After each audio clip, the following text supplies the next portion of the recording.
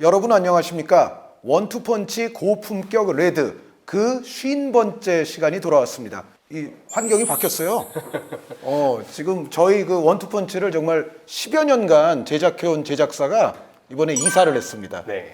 그래서 지금 스튜디오도 아주 다른 분위기죠? 저는 좀 쾌적하다는 느낌이 일단 첫 번째로 들고요. 쾌적한 공간에 여유도 좀 있고 활력도 좀 들고 그런 느낌으로 원투펀치의 좀 새 단장이라고 표현해도 괜찮겠죠? 네, 새로운 단장을 했으니까 저희도 뭔가 좀 새로우셔야 될 것 같은데. 전 그래서 새 옷을 샀습니다. 아, 그렇습니까? 이게 새 옷입니까? 네, 오늘 산 새 옷이라 이 가디건이요. 네, 요즘은 새 옷이 약간 뭐 중고처럼 보이고 그러나요? 빈티지예요. 빈티지. 네, 빈티지. 자, 오늘 저희가 이제 50번째 시간에 다룰 주제는 뭐 이 주제를 안 다루고 넘어갈 수는 없을 것 같아요. UEFA 챔피언스 리그가 지난주로서 대진이 완료가 됐죠. 8강 대진이. 네. 이제 올라올 팀들이 다 정해졌고 대진표까지 추첨이 됐는데 이번 대진 추첨에는 뭐 별 사고 없이 8강이 딱 짜여졌습니다. 그런데 8강부터 이제 대진 추첨하는 거 보니까 아주 단순해서 그렇죠. 여기서부터는 뭐 잘못될 게 네. 있을래야 있을 수도 없더라고요. 아무래도 이제 규정이 없죠. 뭐 같은 리그의 팀들끼리 못 만난다거나 같은 조의 팀들끼리 못 만나거나 하는 등의 이 상황은 없으니까요. 네. 물론 이제 지금 8강 진출팀엔 그 팀들이 해당되지 않지만 만약 러시아, 우크라이나 팀이 있었을 경우에는 중립제에서 개최가 된다거나 아니면 두 팀 간에 만나는 거 최대한 배제하는 식으로 UEFA가 조정을 했을 텐데 뭐 챔피언스리그도 그렇고 이번 UEFA 대회에서는 해당되진 않았었죠. 네, 그래서 이제 뭐 멀리 떨어진 약간 프리뷰이기는 합니다만 저희가 항상 또 들려드리는 간략 프리뷰를 통해서 챔피언스 리그의 판도를 또 알아보는 시간을 갖도록 하겠습니다. 일단 첼시, 레알 마드리드, 맨체스터 시티, 아틀레티코 마드리드가 한쪽에 몰렸어요. 그렇죠. 네, 통상적인 지금 평가는 여기가 기본적으로 굉장히 이제 좀 까다로운 그런 한 무더기가 됐고 반대쪽 무더기는 뭔가 비아레알이 바이에른 뮌헨에게는 좀 딸릴 것 같고 네. 벤피카도 역시 리버풀에게 딸릴 것 같고 그런 느낌을 주면서 마치 그 해외 평론가들의 이제 많은 칼럼을 제가 요맘때는 꼭 보잖아요. 그런데 대다수의 평론가들도 여기서는 이미 뭐 바이에른 뮌헨과 리버풀이 거의 만난 듯이 얘기하는 사람들이 현실적으로 좀 많았어요. 네. 그런데 뭐 저도 약간 그런 의견을 냈었지만 이명철 해설위원이 제 기억에는 또 강력하게 아약스가 벤피카에게 결코 쉽지 않을 것 같다. 네. 그런 말씀을 또 하셨잖아요. 그래서 맞아요. 오늘은 또 벤피카 대 리버풀은 어떨지 그 얘기도 좀 들어보는 시간을 갖도록 하겠는데 뭐 말 나온 김에 그쪽부터 가시죠. 벤피카 대 리버풀 어떨 것 같으세요? 아약스보단 리버풀이 벤피카의 좀 돌발적인 역습에 대응할 능력이 저는 있다고 생각해요. 네. 아무래도 아약스의 경우는 올라가 있는 뒷공간에 대한 어떤 롱볼에 대한 상대 역습을 확실하게 대비하지 못하는 모습을 보여줬고 뒷공간에 대한 위험 요소를 벤피카가 그대로 공략하는 모습을 보여줬죠. 세트 플레이에 있어서도 조금 취약성이 있었죠, 아약스는. 그래서 벤피카는 확실한 롱볼 전개 그리고 세트피스에서 공중볼을 활용한 한방 또 하나는 역시 수비 시의 밀집 수비인데 아약스가 볼을 오랫동안 점유하고 있었지만 상대 밀집 수비를 효과적으로 공략했다 보기는 어려웠습니다. 뭐 결정력의 부족과 같은 불운한 요소도 있었지만 결국 1, 2라운드에서 아약스가 아예 승리조차 하지 못했다는 점은 벤피카의 상성에 아약스는 그만큼 조금 불리한 부분이 있었다.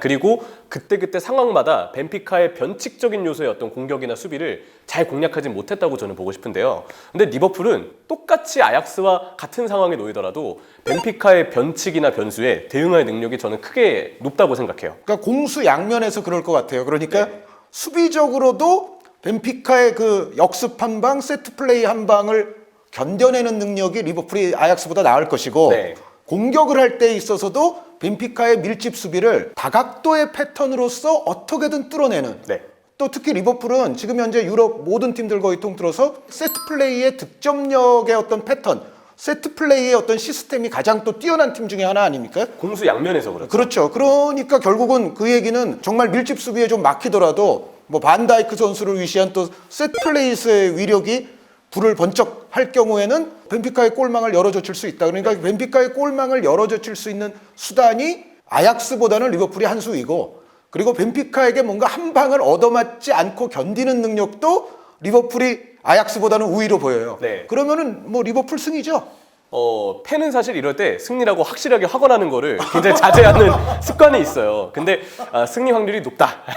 매우 높죠. 제가 팬이기 때문에 이렇게 얘기를 하는 거고 객관적으로 봤을 때는 리버풀의 승리 가능성은 90% 이상이라고 봐야죠. 그리고 리버풀 입장에서 저는 16강에서 인테르에게 경기 내용적으로는 꽤 밀렸다고 생각하는데 올 시즌 리버풀이 상대가 강하게 압박을 했을 때 그 경기를 좀 어려워하는 경우들이 많았어요. 센터백 2명에 풀백 1명은 중앙 쪽에 두고 여기에 티아고 파비뉴를 두면서 2-3 형태로 빌드업을 하는데 티아고 선수는 부상에 대한 이슈 때문에 항상 출전 여부가 좀 불투명할 때가 있고 네, 왔다 갔다 하잖아요, 티아고 선수는. 네, 그래서 이 자리를 다른 선수가 메울 때마다 리버풀은 좀 삐걱대는 상황들이 많았었거든요. 그래서 만약 티아고가 못 나오고 그래서 리버풀의 팀 컨디션이 좀 떨어져 있는데 상대가 인테르처럼 리버풀의 빌드업 패턴을 정확하게 연구해서 압박을 해 나온다면 저는 8강 레벨에선 리버풀이 꽤 많이 어려움을 겪었을 수도 있다고 생각해요. 네, 제가 네. 우리 방송 나가고 한 이틀인가 있다가 또 딴 방송 나오는데 벌써 찍었거든요. 근데 제가 리버풀의 키 플레이어를 티아고 알칸타라 선수라고 했어요. 그러니까 티아고 알칸타라 선수가 있어야 리버풀이 더 창의적이고 더 부드러운 팀이 되는 건 틀림없는데 요 선수가 이제 오르락 내리락 왔다리 갔다리 하잖아요. 이제 부상의 고질적인 그 문제를 안고 있어서 이 선수가 과연 좋은 컨디션에서 출전을 제대로 해서 활약을 할 수 있느냐 없느냐 할 수만 있다면 리버풀이 벤피카 이기는 건 정말로 어렵지 않을 것이다 라고 제가 얘기를 했거든요. 뭐 별 불만 없으시죠? 동의합니다. 네. 네. 만약에 티아고가 나온다면 95% 이상의 승률까지도 팬이니까 항상 어느 정도는 떨어뜨린다는 점에 가정을 하더라도 그래도 95% 이상의 얘기는 할 수 있을 것 같아요. 근데 그 팬임을 고려한다면 90% 내지 95%는 그것도 너무 크게 잡으신 것 같은데요. 그러니까 저도 사실은 이제 그 아까 말씀드린 그 방송에서 이미 찍은 방송에서 한 8대2 정도 봤거든요. 그 정도로 어쨌든 리버풀과 벤피카는 좀 차이가 나 보인다. 근데 이제 벤피카에게도 좀 섭섭하니까 한두 명 선수 좀 칭찬하자면 알렉스 그리말도 선수나 나윈 누네스 선수 혹은 그 골키퍼 이름이 멋있어요. 무슨 신화 이름인 줄 알았는데 오디세아스 블라코디모스 선수? 이런 선수들은 그래도 좀 주목할 값어치는 충분히 있지 않나. 블라코디모스의 선방은 아약스전에도 굉장히 눈부셨죠. 좀 결과를 바꿨다고 칭찬해도 될 만한 몇 번의 선방들이 있었고 누네스는 역시 이번 이적 시장에서 아마 주가를 많이 높이고 관심을 많이 받을 것 같아요. 활동폭이 넓고 측면 쪽으로 빠지는 동선을 좀 많이 취하는 선수인데 리버풀도 역시 그 부분에 대해서는 대비를 해야죠. 후방에서 측면 쪽에 작업을 많이 들어가는 선수들, 풀백들이 전진을 하기 때문에 만약에 티아고가 못 나오거나 핸더슨이 못 나와서 그 자리 중앙 미드필더진의 엘리엇, 체인벌린, 케이타 뭐 커티스 존스까지 엘리엇과 커티스 존스는 어린 선수인 걸 고려해야 되겠지만 챔피언스리그 8강 레벨에서는 꾸준함을 보여줄지에 대해서 어린 선수이기 때문에 좀 변수가 있고 케이타와 체인벌린은 폼이 지금 좋지 않습니다. 그래서 리버풀의 중원이 만약에 좀 베스트가 아니고 누네스 선수가 그래서 좌우 측면으로 흩어지는 움직임을 중앙 미드필더가 커버하지 못하면 측면 쪽 뒷공간이 뚫릴 염려는 리버풀이 해야 된다고 생각해요. 근데 그래도 설사 그래서 뭐 실점한다 해도 그보다는 골을 더 넣겠죠 리버풀이. 네, 일단 결정력이 리버풀은 아약스와 비교했을 때보다 우위에 있는 것도 사실이니까. 그리고 뭐 살라 선수가 뭐 가장 뭐 대표적으로 유명하지만 리버풀 보면은 살라 다음으로 골 많이 넣는 2등, 3등, 4등, 5등 선수들 있잖아요. 그 선수들의 골 수도 어마무시해서 사실은 뭐 어디서 골 터질지 모르고 아까 말씀드렸던 대로 또 셋 플레이에서 또 골 터트릴 수 있고 하기 때문에 뭐 벤피카는 리버풀이 넘어갈 거라고 일단 예상이 돼서 그 다음 경기로 그럼 한번 얘기를 해보죠. 그러면은 바이에른 뮌헨 대 비아레알 말씀을 나눠보겠는데 아까 처음에 이제 서두에 말씀드렸다시피 많은 사람들이 역시 이것도 바이에른 뮌헨 쪽으로 좀 기우는 매치업이라고 생각은 해요. 근데 저는 다른 방송에서 벤피카 대 리버풀은 리버풀이 한 8대2 정도로 우세라고 말씀드렸는데 이 비아레알 바이에른 뮌헨은 비아레알이 그래도 2 정도는 아니고 제 생각에는 한 35? 65대 35 정도는 혹은 뭐 바이에른 뮌헨에 좀 더 강하게 잡아주면 한 7대3? 그러니까 벤피카보다는 그래도 비아레알은 바이에른 뮌헨의 약점을 좀 파고들면서 발목을 한 경기라도 조금 어느 정도는 잡을 확률도 있지 않나 라는 생각은 들거든요. 그러니까 바이에른 뮌헨도 올 시즌 사실 조금 롤러코스터가 있고 수비도 조금 불안한 측면이 분명히 있잖아요. 그래서 그런 거는 혹시 동의하시나요? 저도 7대3 숫자를 7대3 정도. 에메리 감독의 역습 전술 그리고 뭐 제라르 모레노나 아니면 단주마 같은 역습에 능한 자원들이 바이에른 뮌헨의 측면 쪽 뒷공간이나 수비와 미드필더 사이 공간을 공략할 여지는 저는 있다고 생각하거든요. 비아레알이 그러면 이제 유벤투스를 어떻게 잡았는지를 좀 봐야 되는데 저는 비아레알이 로셀소를 비롯한 측면 자원들을 안쪽으로 좁혀서 약간 4-4이지만 4-2-2-2에 좀 더 보이게끔 전형을 잡는 모습이 인상적이었어요. 그래서 수비적으로는 내려와서 상대 공격을 막아내는데 공격으로 나갈 때, 역습을 나갈 때는 측면 자원들이 안쪽으로 좁혀서 2명의 수비형 미드필더 그리고 2명의 공격형 미드필더가 있는 것처럼 상대 수비 미드필더 사이 공간에 적절하게 자리를 잡더라고요. 아마 이 경기는 모든 전문가들이 바이에른 뮌헨이 점유율은 7대3보다 훨씬 더 높은 어떤 비율까지도 바이에른 뮌헨이 가져갈 거라고 좀 예상을 할 거라고 보는데, 저는 그래서 오히려 적은 점유율 속에서 비아레알이 역습에서 날카로운 한 방을 보여줄 가능성이 있지 않을까. 그리고 바이에른 뮌헨이 보통 빌드업을 할 때는 3-1, 5-1 아니면 3-1-4-2 이 정도로 좀 변형이 되면서 나겔스만 감독의 전술을 쓰는데, 문제는 볼이 끊기고 3선과 수비의 간격이 좀 벌어지거나 아니면 3선의 숫자가 부족해서 한 명만 서게 되는 경우들. 그런데 비아레알이 중앙 밀집형으로 혹은 에메리 감독의 전술은 그때그때 달라지는 부분이 있어서 아예 풀백이 올라가 있는 뒷공간을 그대로 노리겠다는 방식으로 측면을 넓히는 전개 역시도 저는 할 수 있다고 생각해요. 그래서 이런 부분에 대한 에메리 감독의 전술 구상이 어떠냐에 따라서 역습에 대해서는 바이에른 뮌헨이 주의할 필요가 있다. 저는 그래서 7대3 정도는 일단 보고 싶어요. 비아레알이 좀 흥미로운 재밌는 팀인 게 네. 사실 비아레알이 점유율이 낮은 팀이냐? 절대로 아니죠. 그렇죠. 네, 비아레알의 어떤 평균 점유율을 봤을 때는 비아레알도 55% 60%를 할 수 있는 팀이에요. 그런데 어떤 정말 중요한 경기, 특히 이제 그 토너먼트 단계에서 무슨 외나무다리 한판 승부 같은 그런 데로 가면 마치 이 팀이 무슨 텐백을 주무기로 하는 팀인 것처럼 또 행동한단 말이에요. 그렇죠. 그게 근데 에메리 감독과 지금 에메리의 비아레알의 굉장한 어떤 특성 중에 하나예요. 그러니까 상황과 상대에 따라서 자신들의 스타일을 막 돌변시키는데 기본적으로는 점유율을 높이 가져가는 팀이라는 거.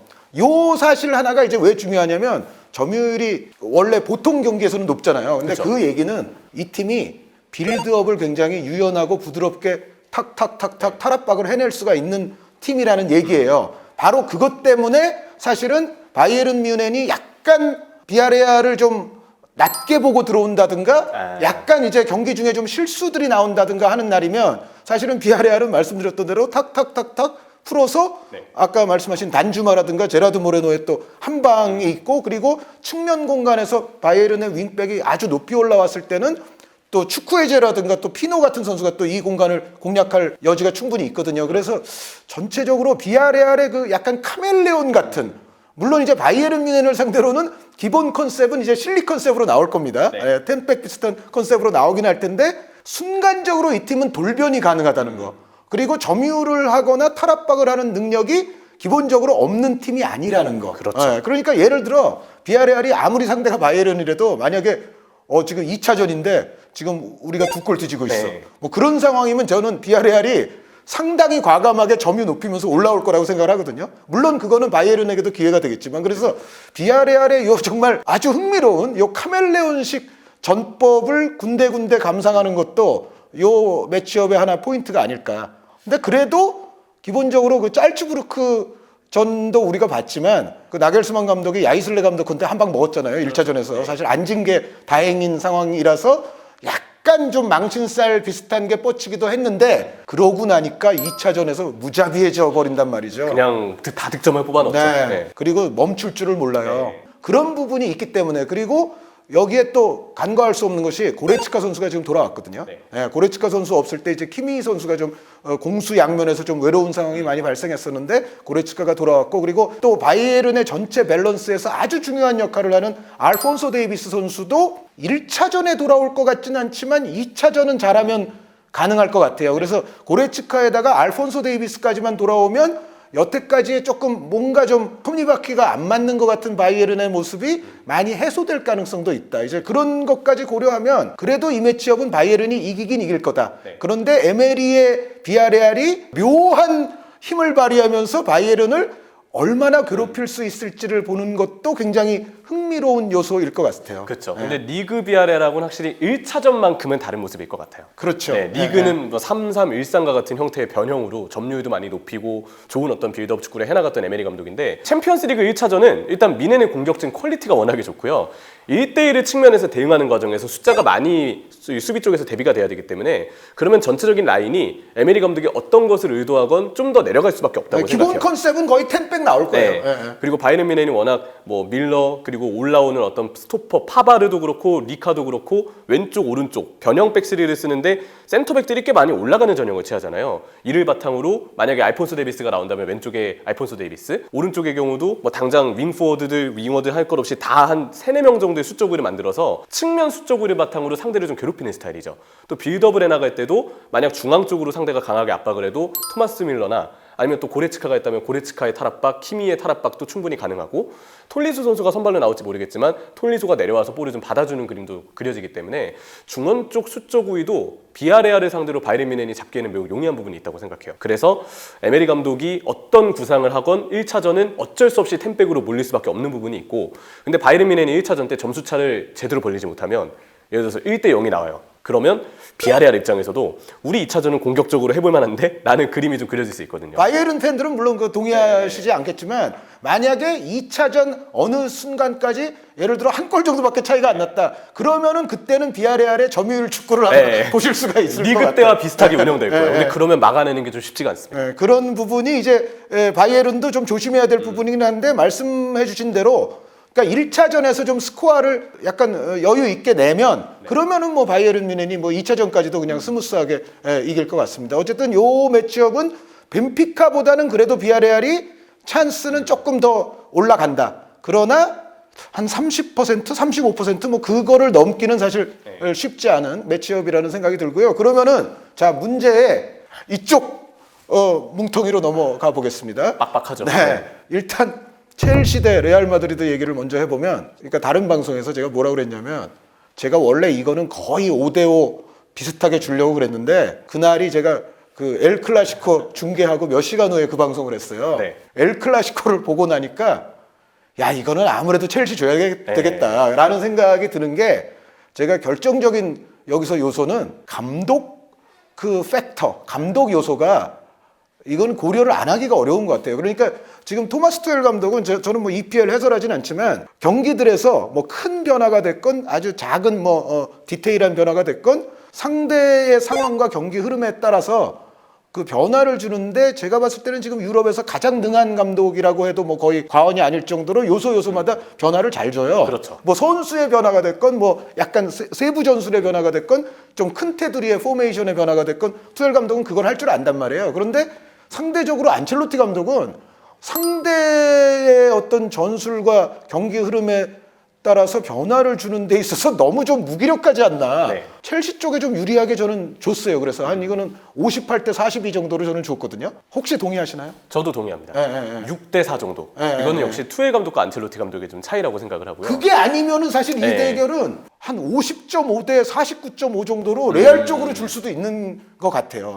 50.5대 49.5면 제가 볼 때 그거는 전반기 때는 충분히 그 정도의 차이는 나왔을 것 같아요. 근데 후반기 접어들면서 두 팀 간 차이가 조금 나오지 않았나. 그리고 저는 이번 맞대결이 지난 시즌 준결승 맞대결과 비슷한 구도로 이어질 거라고 생각해요. 기동력에서 일단 지난 시즌에는 첼시가 압도했다고 네. 볼 수가 있는데 여전히 안첼로티 감독은 거기서 벗어나지 못할 것이다. 그러니까 지금 레알 팬들이 가장 걱정하는 게 엘 클라시코전에서 교훈을 얻지 못하고 또 첼시전에서 이른바 또 크카모. 그러니까 그거는 이제 크카모를 또 중용한다는 거는 결국 카마빙가나 발베르데를 홀대한다는 것과 이제 같은 얘기가 되는데 또 그럴까봐. 그쵸. 왠지 그럴 것 같죠. 저는 왠지 그럴 것 같아요. 네. 그렇지 않았다면 엘 클라시코가 이어지기 전에도 일종의 피드백은 좀 있어야 하지 않았을까. 네네네. 근데 이미 여기까지 온 이상 안첼로티 감독은 기존의 플랜을 좀 이어간다라고 보는 게 맞는 것 같고 그렇다면 투엘 감독의 첼시 스쿼드로 보나 투엘 감독의 어떤 전술 성향으로 보나 게다가 이 감독이 최근에는 백 4카드 쓰면서 2명의 중앙 미드필더를 세우기도 하고 3명의 중앙 미드필더를 세우기도 하고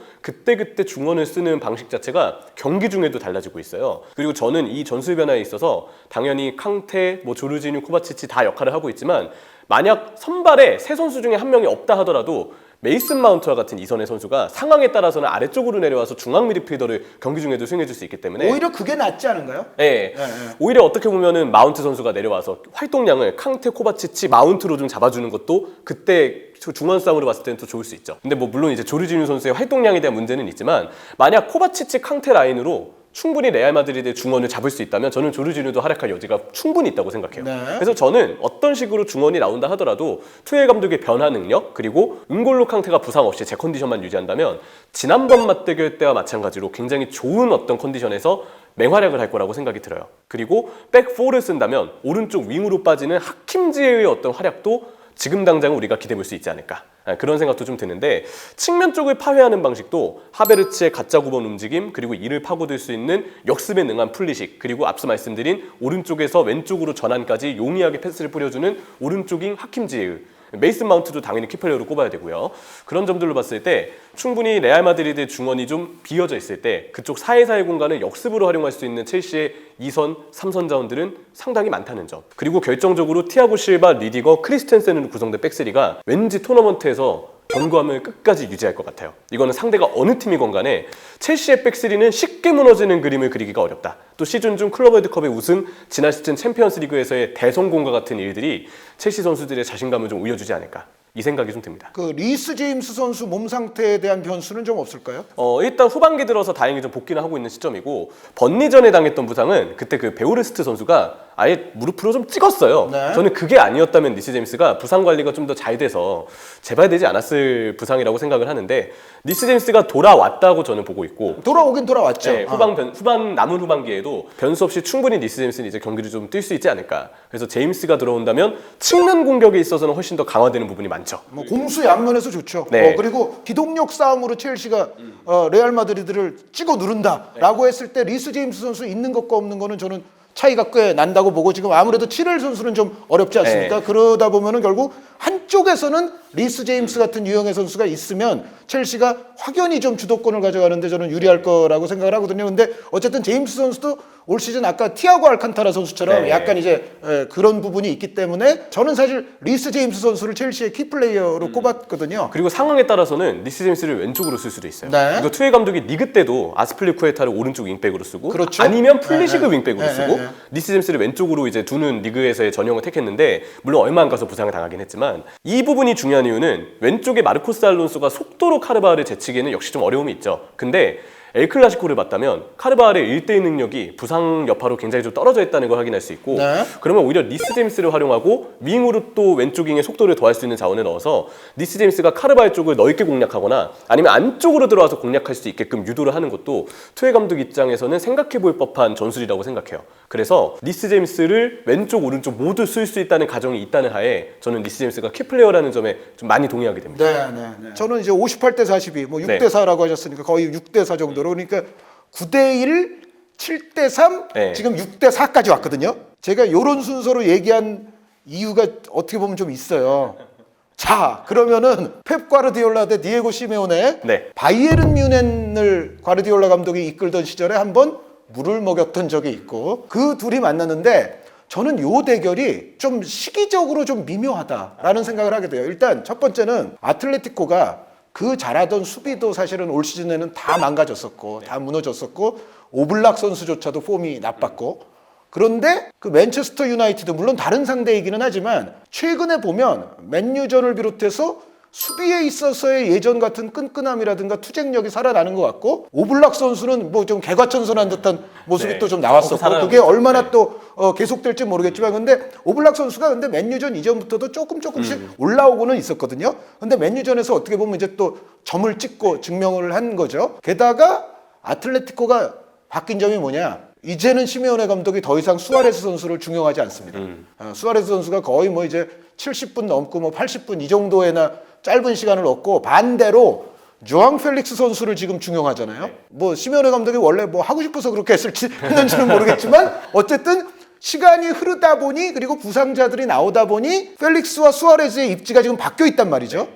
그리고 그리즈만이 긴 부상에서 돌아와서 지금은 펠릭스의 파트너 역할로서 공수 양면에서 아주 좋은 활약이 어느 정도 또 시작이 됐어요. 그런 상황인데, 반면에 맨체스터 시티는 리버풀 팬이니까 잘 아시겠지만 리버풀이 엄청난 연승가도를 달리는 와중에 맨시티는 요즘은 약간 퐁당퐁당하는 게 있어요. 그러니까 예를 들어 맨유전 같은 경우에는 잘했지만 또 앞뒤로는 좀 그저 그랬던 경기들이 있고, 그렇죠. 뭔가 그 전문 9번이 없는 그 득점력의 문제도 요즘은 좀 불거지는 것 같고, 네. 이게 시즌 후반으로 오면 올수록 사실 전체적인 팀 체력이 좀 떨어지지 않습니까? 그러면 아무래도 전문 공격수가 없는 게 조금 더 도드라질 수가 있거든요. 그러니까 맨시티는 요즘의 페이스는 어쨌든 최상에서는 약간 내려오고 있어요.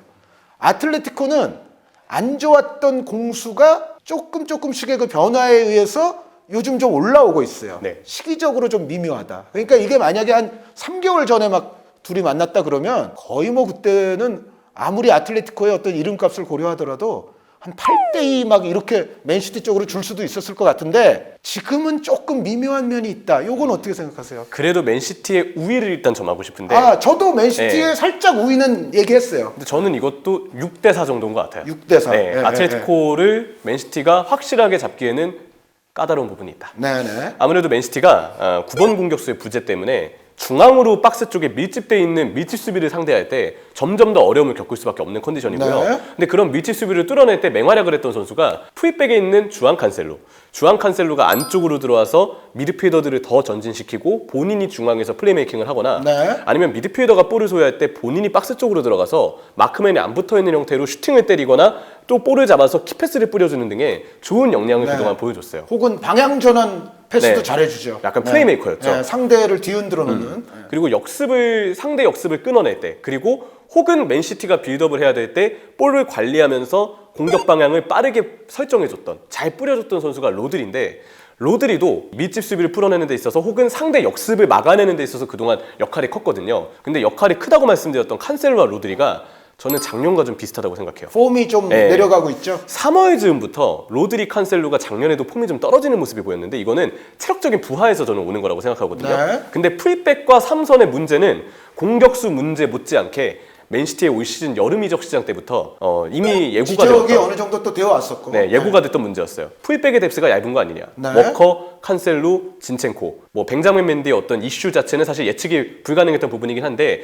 어쨌든 맨디 선수가 빠지면서 풀백 자리 자체가 너무 선수 숫자가 적어지다 보니까 충분히 맨시티로서는 이 부분이 좀 우려스럽다라고 네. 생각을 했는데 결국 칸셀루 선수가 지금 좀 지쳐있는 듯한 느낌이 들고 삼선은 로드리, 페르난지뉴 그냥 두 명만 보더라도 일단 어려워 보인다. 페르난지뉴가 예전보다는 나이가 훨씬 더 많이 든 시점이라 로드리 혼자만으로 버티는 게 어렵다. 그러면 지난 시즌과 비슷한 국면으로 흘러가지 않겠느냐는 예상이 있었어요. 근데 예상대로 현재는 좀 흘러가고 있고 그에다가 더브라이너는 다행히 좀 살아나는 모습을 점점 보여주고 있지만 베르나르도 실바의 효과도 확실히 전반기보다는 저는 조금 기복이 있는 상황이라고 네. 생각해요. 그런 점들을 보면 결국 전문 9번 공격수의 부재를 그동안 메워줄 수 있었던 풀백과 미드필더의 어떤 포인트가 확실히 전반기보다는 조금 떨어져 있는 상황이다. 그러면 아틀레티코 마드리드가 5-3-2 형태 혹은 맨유전 후반전에 보여줬던 것처럼 5-4-1에 가까운 포진이 네. 될 확률이 저는 높다고 봐요. 결국 펠릭스를 쓸 것이고 챔피언스리그 16강에서 맹활약을 했던 그리즈만도 쓸 텐데 네. 그리즈만이 투톱의 한 자리로 들어오면 수비시 5-4-1 형태로의 전환은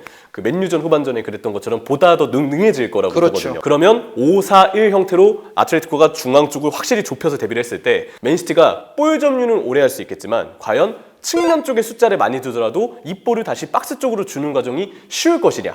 그러진 않을 거라고 생각해요. 은근히 좀 까다로움이 있을 것이고 결정적으로 아틀레티코는 역습을 할 땐 다시 3-5-2나 5-3-2 형태로 전환이 될 그렇죠. 겁니다. 한 명의 미드필드의 킬 패스, 네. 여기에 주앙 펠릭스의 드리블, 그리스만의 효율적인 공간으로의 전진. 그렇죠. 특히 그리즈만이 굉장히 넓게 띄워주는 그 전술적인 움직임이 좋잖아요. 그렇죠. 그러면 그리즈만이 넓게 띄워줄 때 이쪽을 3선 미드필더나 아니면 뭐 2선 쪽에서의 압박으로 끊어낼 수 있어야 되는데 그리즈만에 대한 3선의 억제가 제대로 되지 않는다면 그리즈만의 움직임, 펠릭스의 침투, 센터백들이 직접적으로 맞닥뜨려야 되는 부담이 생기고요. 그러면 아틀레티코가 적은 숫자로도 오히려 맨시티에 마찬가지로 맨시티도 사실 후방의 숫자를 적게 두지만 역습을 오히려 아틀레티코가 매끄럽게 풀어가면서 맨시티 진영에서 찬스를 만들 수 있는 가능성이 있다고 생각해요. 저는 그 부분 때문에 아틀레티코가 역시 선수비 후역습으로 노리고 나올 전술은 확실하게 보이고 맨시티가 이거를 풀어내는 데 있어서는 지금 지쳐있는 선수들의 컨디션이 관건이다. 이 부분이 역시 맨시티로서는 큰 변수라고 말씀드리고 싶어요. 그거 다 고려해서 6대4 네. 지금 말씀하신 거잖아요. 그래도 맨시티가 선수들 컨디션에 변수가 있다 해서 그렇지 5-3-2 형태로 아틀레티코가 수비를 했을 때 맨유전에 조금 흔들렸던 부분은 맨유가 그 폭을 벌려가지고 풀백, 윙포워드 다 넓게 벌리고 그러면서 상대가 따라 나왔을 때 안쪽의 공간을 브루노 페르난데스가 좀 침투하는 방식으로 들어갈 때 그때 이제 아틀레티코도 적은 미드필더 숫자가 한쪽으로 쏠리다 보니까 전환 패스나 혹은 측면 쪽으로 따라갔을 때 중앙 쪽 공간을 막는 부분을 아틀레티코도 어려워했었거든요. 근데 맨유 이상으로 맨시티는 측면 활용을 잘하는 팀이죠. 아, 그런 데는 더 능한 팀이죠. 네. 당연히 시스템적으로 더 능하죠. 네. 아까 바이른 미넨 얘기 드릴 때도 측면 쪽에 한 4명 정도 숫자가 참여하는지 많다고 말씀드린 것처럼 네. 맨체스터 시티도 마찬가지입니다. 또 8강 시점에서는 지금 이미 훈련에 복귀한 후벤 디아스가 복귀해서 뛸 거예요. 그러면 수비 안정감도 좀 더 더해질 것이고, 그러면 라포르테 같은 선수들이 좀 더 빌드업 시에 측면 쪽을 보조해주거나 수비를 넓게 커버하는 방식으로 동선을 잘 잡아가면서, 물론 라포르테도 사실 중요할 때 실수가 좀 있긴 하지만 네. 이거는 극복을 해야 됩니다. 근데 그것만 아니라면 오히려 또 측면 쪽으로 빌드업에 더 참여를 해서 측면 숫자를 많이 두고 아틀레티코의 밀집된 수비를 한쪽으로 쏠리게끔 하면서 그럴 때 발생되는 반대쪽 공간을 활용하는 것, 맨시티의 전술적인 패턴에서 굉장히 준비가 잘 되어 있는 부분이에요. 그래서 저는 선수들 컨디션 때문에 7대3까지는 주긴 어려우나 또 아틀레티코의 미묘한 그 역습에서의 강함, 또 시메오레라는 이 변수가 있는 감독 때문에 7대3보다는 6대4로 보는 게 저는 좀 맞다고 생각을 합니다. 근데 저는 제가 이제 여태까지 거의 다 뭐 확률적으로도 임 의원님하고 비슷했는데 요 경기를 다른 방송에서 네. 거의 한 52대 48 정도로 얘기했어요. 물론 맨시티 우세이긴 해요. 네. 그런데 그 이유가 제가 아까 첫 번째 이유는 한 팀은 조금 꺾어지는 흐름이고 한 팀은 좀 이전에 잘못됐던 거를 좀 고쳐가는 흐름이고 뭐 그것이 하나 있었고, 두 번째는 뭐냐면 이거는 리버풀하고 아주 밀접하게 관련되는 건데 1차전과 2차전 사이에 맨체스터 시티가 리버풀전이 있어요. 그런데 이게 그것도 역시 한 두세 달 전이면 얘기가 다르지만 지금은 우승 결정전이나 다름이 없습니다. 그렇죠? 리버풀 팬님? 정말 부담을 많이 느끼고 있습니다. 그러니까 리버풀도 부담이 있겠지만 네. 맨체스터 시티는 여기서 잘못해서 뒤집히기라도 하면은 이것도 엄청난 충격이에요. 그래서 챔피언스 리그 두 경기도 물론 중요하지만 이 사이에 있는 리버풀전을 맨체스터 시티는 혼신의 힘을 다해서 임하지 않을 수가 없어요. 그거 당연한 거 아니겠어요? 정말 당연하죠. 여태까지 농사를 그렇게 네. 지어왔는데 지금 여기 와서 지금 뒤집힌다는 건 말이 안 되거든요. 그리고 리버풀이 다행히 맨시티와 비교했을 때는 8강 대진이 수월하죠. 그러니까요. 네. 그래서 리버풀은 그런데 벤피카예요. 이거는 중간에 정말로 두 팀이 혼신의 힘을 다할 경기가 있는데 리버풀이 받는 여파는 맨시티에 비해서는 월등히 작을 수 있어요. 그러나 맨시티는 1차전 결과가 만약에 맨시티가 바라는 만큼 나오지 않았을 경우에는 2차전 홈이 또 어디냐? 아틀레티코의 홈이에요. 네. 지난번에 우리가 이제 파리 생제르맹 대 레알전에서 느꼈듯이 지금 뭐 원정골 가중치도 없고 아무것도 없지 않습니까? 지금은 그냥 뭐 한 경기 한 경기잖아요. 어떻게 보면. 그런데 2차전 홈에서 하는 게 좀 나은 것 같아요. 원정골이 없는 상황에서는. 네.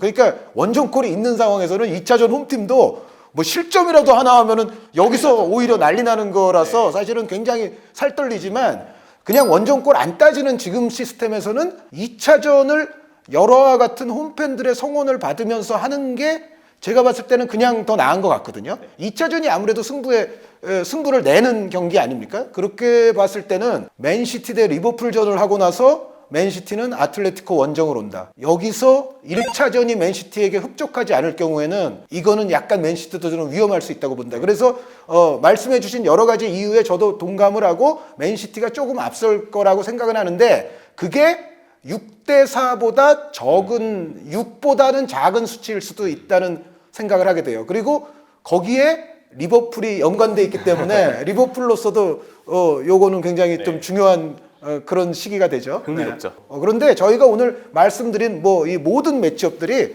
사실은 기본 변수는 8팀들은 국가대표 선수도 또 많이 내보내기 때문에 A매치 기간 때 얼마나 그 선수들이 건강한 상태로 또 돌아올 수 있느냐, 전체적인 컨디션 유지가 팀적으로 어떻게 되느냐가 사실은 그때 가서 또 사실 가장 큰 변수입니다. 그래서 그렇죠. 지금 말씀드리는 거는 사실 큰 의미가 나중에는 없을 수도 있는데 어찌됐건 저희 이야기가 나중에 가서는 뭐 다 부질없는 것이 되더라도 너무 책망하지 않으셨으면 하는 바람과 더불어서 오늘 50번째 원투펀치 고품격 레드 챔피언스 리그 8강 매치업들에 대한 지금 단계에서의 간략한 프리뷰를 보내드렸습니다. 여러분 대단히 감사합니다.